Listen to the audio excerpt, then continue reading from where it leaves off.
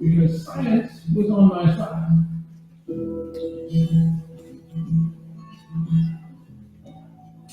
That kind of intro is called a vox pop. It's when they have a lot of voices swirling around, and that's really sort of representative of what we try to do with the story club, which is to find as many different voices as we can to talk about how science is a part of their lives, as a means of humanizing science, as a means of showing that it belongs to everyone.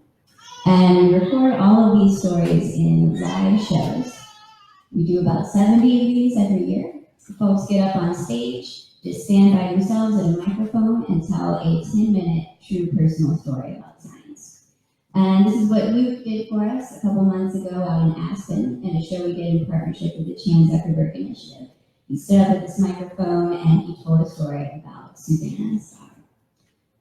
And if you want evidence of the power of storytelling, Luke's story moved me so much that after that show, I sent him an email. It was just like, let me know, I'm not terribly useful, but if there is any way I can be of use, please let me know. And that is how I'm here this morning, even though I got into town late last night from a conference in Florida.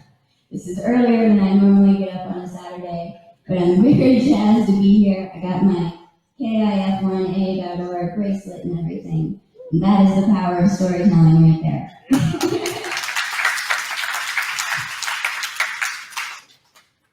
So Storyplayer is founded in artistic practice. I am an artist by background, like training, but many of us are scientists, and so we also draw from the latest neuroscience research and science communication research when we talk about our methodology. Because the latest research shows us that stories compared to other forms of communication are more interesting, they're more understandable, because of the way events are linked by causality in stories, they make more sense to people. They're more believable for that same reason. And they are also more persuasive. So you think about it, what is more persuasive to you generally? Somebody telling you should believe something, or somebody telling you a story about how they came to believe something, or how they came to care about something. Stories are a great way to convince people, to persuade people, to get them to see your point of view without putting people on the defensive. And stories are a natural way that we communicate as humans. They're built into our brains. This is from a study that was done actually in the 40s, where they showed participants in this study these shapes moving around. And what they found was the participants would tell a story. They would describe, the mean triangles harassing the poor circle, the circle having to hide. Even though these aren't people, these aren't even animals, our brains are naturally constructed to make sense of things through story. And they actually found, through this study here, that audiences that are engaged in a story will have synchronized eye blinking because of the way that when you're in suspense, our eyes are open wide, and when tension is relieved, we blink. So audiences that are all super engaged in the story together will start blinking in unison. And this isn't something that you can observe with the naked eye. I'm not examining all of you for your synchronized eye blinks right now. But it shows us the power that stories have and the experience that a collective audience can have listening to them. And there's a concept in neuroscience called transportation.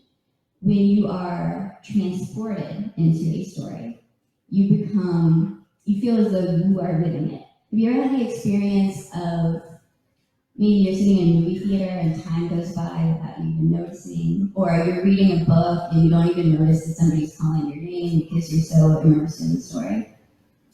You're transported into that story in those cases. This is a real concept in neuroscience. And what they found is that brains between a speaker and a listener will become coupled when someone is transported into their story. So for instance, if you're listening to somebody tell a really compelling story and talk about, gooey chocolate chip cookies, their sensory cortex is going to be lighting up, and yours is going to be lighting up as well. So it's almost like through storytelling, we are literally able to get into someone else's head and experience what they've experienced.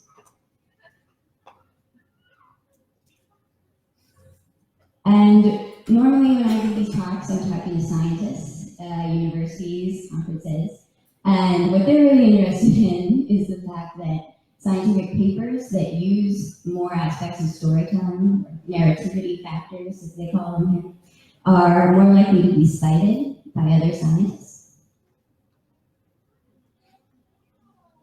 And we talk about the fact that stories give voice to experience, bear witness to suffering, help us construct identity, help us decide who can be a scientist and who can't.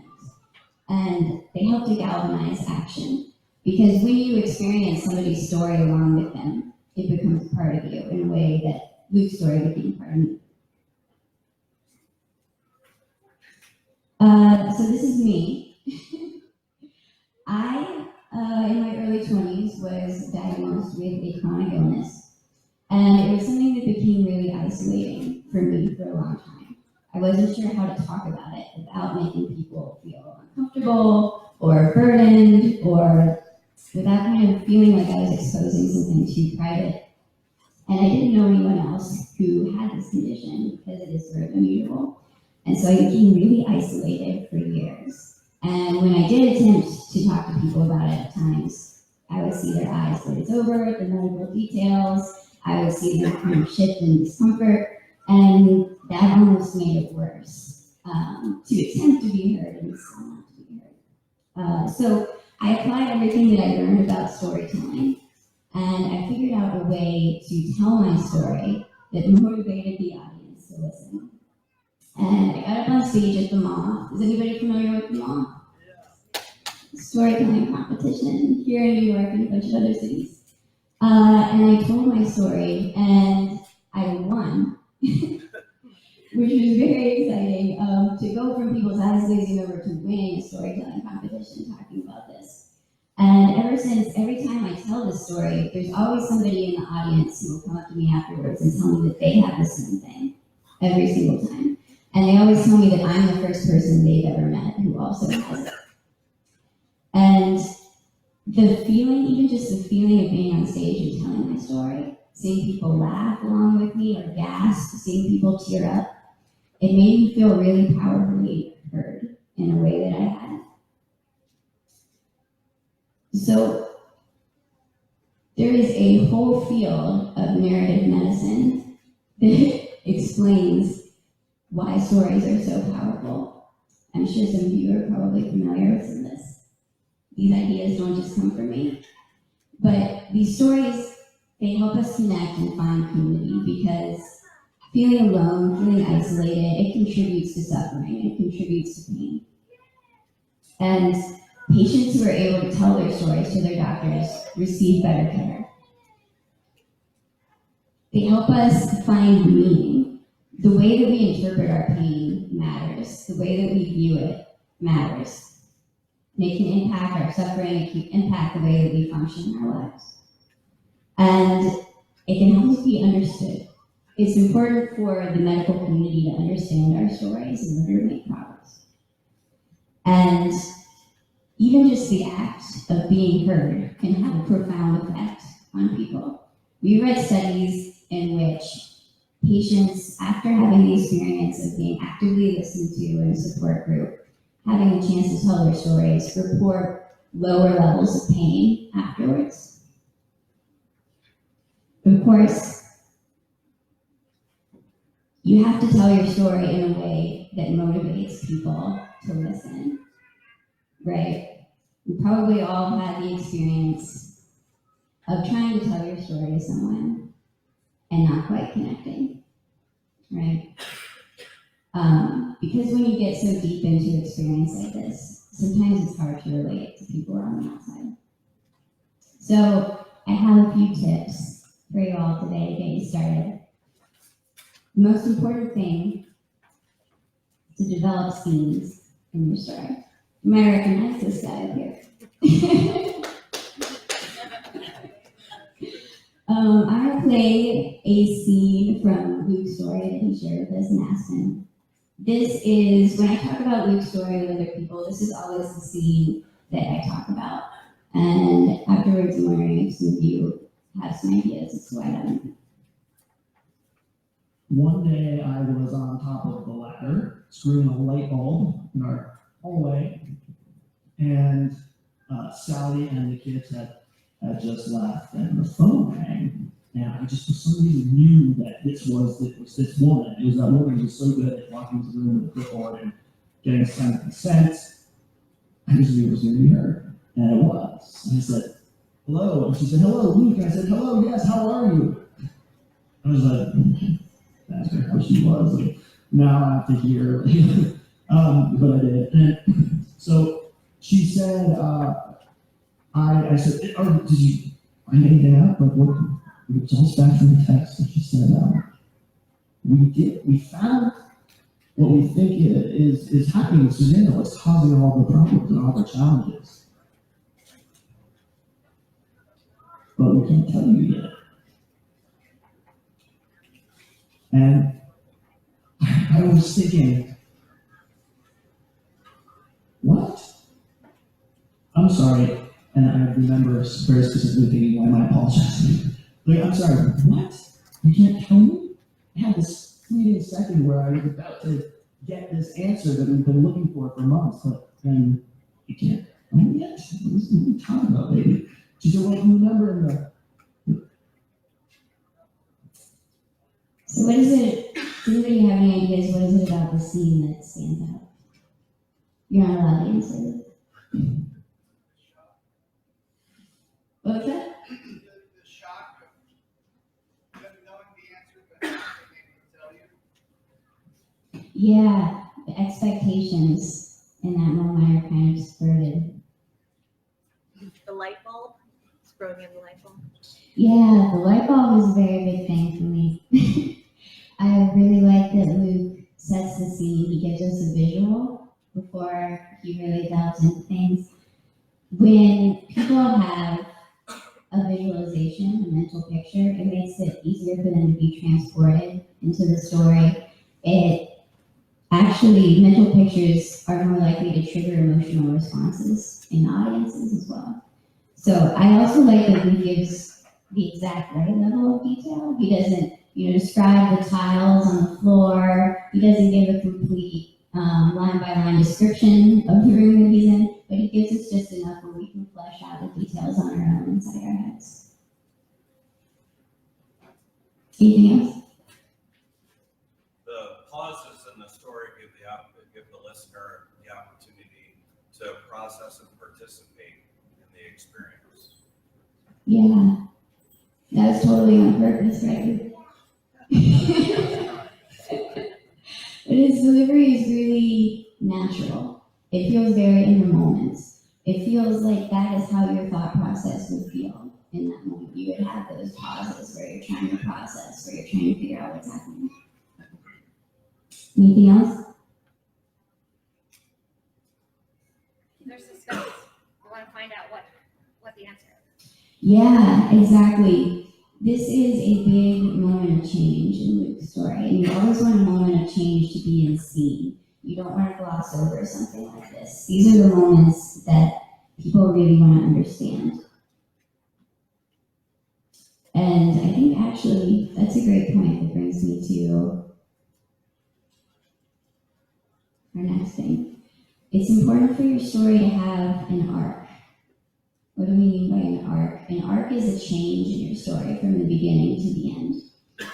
All of these experiences that y'all are going through, they're so complicated, they're so huge, they affect your lives in so many ways. There is no way for you to convey the entire experience in one story. It's too much. So you want to pick an angle, you want to pick one specific arc or a dramatic question for every story that you tell. What is your dramatic question? For me, in my story, it was, will my relationship survive my medical condition? I think for Luke's, his dramatic question was, will he be able to find out what's happening with Susanna?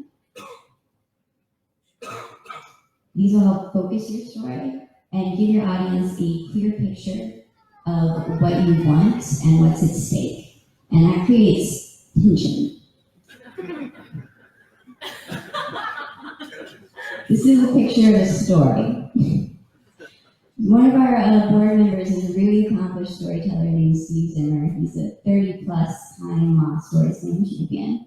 And I sent him one of my stories once to ask him to give me some notes, and he sent me back this picture in response, as if it explained everything. But what he meant was a picture of a cow on a fence. This is a story. A picture of a cow on one side of the fence, and then on the other side, that's not a story. That's not showing us how the cow got from point A to point B. This is the struggle. This is the moment of uncertainty. This is what we all want to know about. We don't want to know just that the cow got over the fence. We want to know why and how. So this is the essence of storytelling here in one picture. And I think it speaks to what you just said about suspense. Our stories have to have tension. They have to have uncertainty. They have to have that question that will motivate people to listen. I have another clip for you. This clip is from a neuroscientist named David Carmel. I think all I need to tell you to set this up is that he is visiting with his father after his father recently suffered from a stroke. We think he's strong enough to take a shower on his own. So I help him prepare, and I start the water running. I go to the living room. And after about a minute, I hear him calling my name. So I rush in, and I find him standing there in his bathrobe. The water's running, and he said to me, "I can't take a shower. The bottom 2/3 of my body is gone." That's my dad, the computer programmer. Not half, not a bit, 2/3, because having a stroke is no reason to be numerically precise. And I look at him, and I look at his 2 legs sticking out the bottom of his bathrobe, and he sees me looking, and he says, "Well, not gone exactly, just different." And then he proceeds to tell me how the arrangement of his limbs has somehow been altered. And he starts with his right leg, which he says starts normally upwards, and then goes up to his knee. And then when it goes further up, instead of connecting to his pelvis, it continues to go up and past his shoulder and around where it connects with his chest, which then in turn connects to his arms, which then connects to his left leg. And everything past the shoulder is happening above his head, which is okay for me to sit down and start to take a shower. And I'm standing there and thinking, holy shit. And then I can't help thinking, cool. You see, there is a representation of the body and the brain. It's called the homunculus. There are actually several homuncuли. There's one for the sense of touch, there's one for motion, there's one for proprioception, the sense of where your limbs are at a given time, so that you can balance properly. And the homunculus is plastic, and it can change over time from experience. For example, the representation of the fingers is larger in pianists. But I've never heard of a complete remapping, a complete rearrangement of the body representation following a stroke. And this would make a fascinating case study. And I start thinking of all the various tests one could do to verify and to quantify the extent of this remapping. And I start also thinking about how we could maybe correlate the symptoms with the lesions that one can see in my dad's MRI. And I can't help rushing forward and thinking about the eventual scientific publication and how cool it would be to make my dad, who never finished high school, a co-author. And just then, my dad says, very matter-of-factly, "Well, I'm peeing." And I look, and sure enough, there's a large wet stain forming in front of his bathrobe. And as we both look helplessly, I feel embarrassed for him and ashamed of my own train of thought. Later that night, I decided to do Anything jump out at you about Dave's story?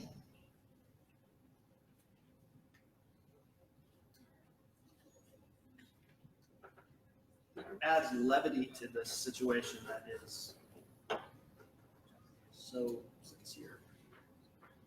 Yeah, Dave is really vulnerable and honest in this story. Not just about his thought process as he's watching his father go through this, but also about those moments of levity, of humor that happen, that are part of this experience, that are part of life. And I think It's okay when you share your story to be funny. It's okay to be dark if it feels dark to you. It's okay to be funny if it feels funny to you. Anything else? Yeah, he shares his inner thoughts, even though they're very relatable. Yeah, he's really honest about some thoughts that he's maybe not super proud of that he had in that moment. But I think he comes across as more trustworthy, more relatable, like you said, because he does let us into that. I think Dave is a good transition here. Oh, it's cut off a little bit, but these are the questions that I ask folks when I think about what is the arc of their story going to be when we're telling stories about chronic illness.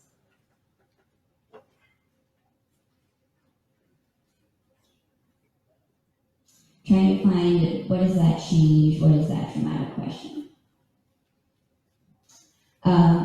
But yeah, as Dave demonstrated, vulnerability is so important in this kind of storytelling.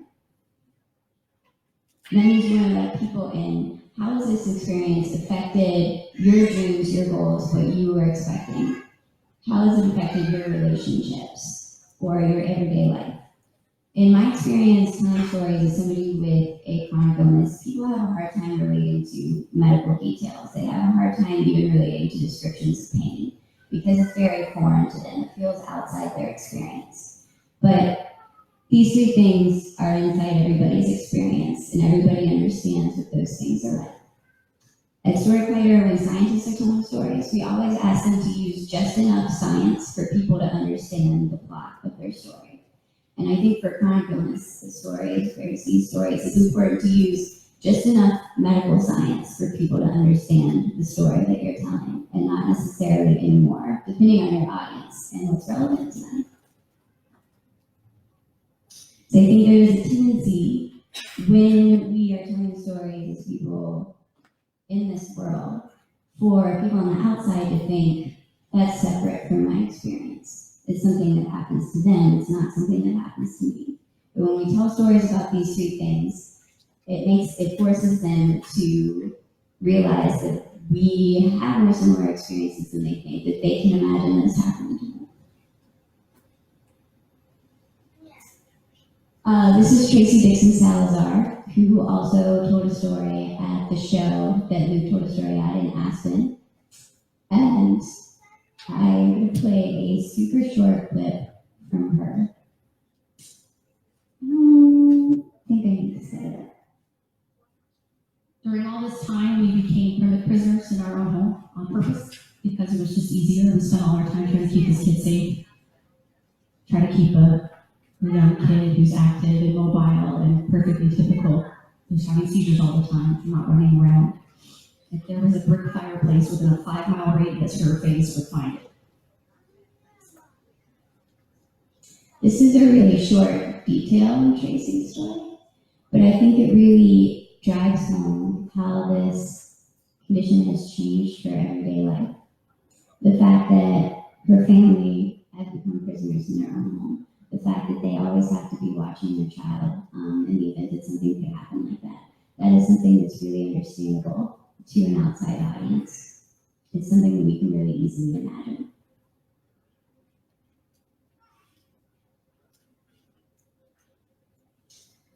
How are we on time? Are we good? Keep going. Okay. I'm next and I'm not that good.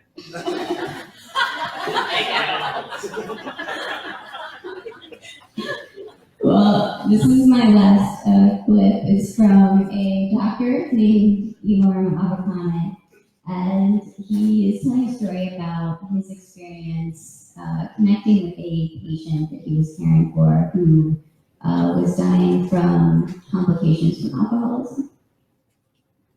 Day after day, we developed something of a friendship. I visited her every morning, which was my job, but then I also tried to spend as much free time as I could with her.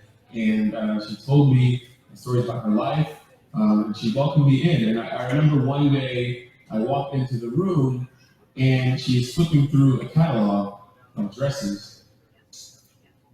And I asked her what she was looking at, and she told me that she was trying to decide which dress she wanted to wear at her funeral. she would often say, I'm glad I get advance notice about this whole thing because most people don't get the chance to make sure that their funeral goes exactly how they want it to. So, I sat in my seat next to her bed and we're flipping through the catalog and we decided on this yellow floral dress because she felt like it went well with her eyes, which were light brown, and I agreed. To illustrate how bizarre this whole exercise was, neither of us remembered to consider that her eyes would probably be closed during her funeral. Do we notice notice anything from Ewar's story? While they're talking about she's dying, everyone goes to the funeral, which is once the one in our lives. But there's one detail. They give you a whole picture and whole tour that he's about to approach. That her eyes will be closed. So that detail, that's the jewel of the story, where what he's experiencing, the pain, his emotional roller coaster. Yeah, it sort of drives home the reality of the situation. Anything else?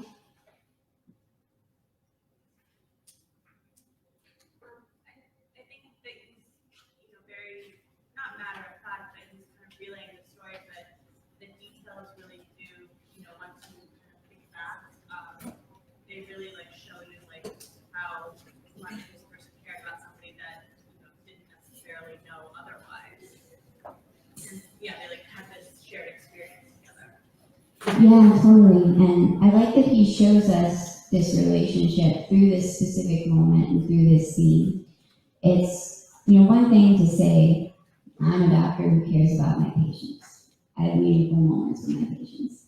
It's not quite the same as showing us, as giving us this moment where it really conveys the humanity of this patient and conveys the relationship that they have.